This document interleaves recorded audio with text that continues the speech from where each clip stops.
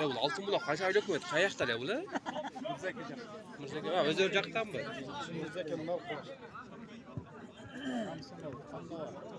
Kaç aylık metreken de?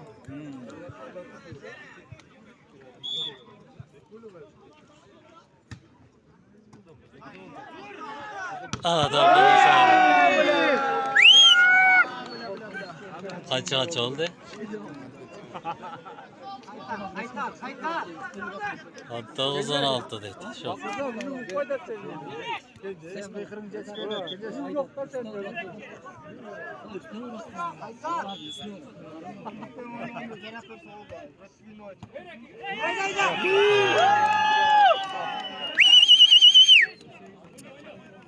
Murzakenning sostav o'zgarib ketdi-da, bugungidan qaraganda.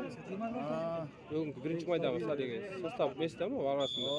Ona to'lqin bilan Emil aka bir kresketchilar. Ballar kelyapti-da.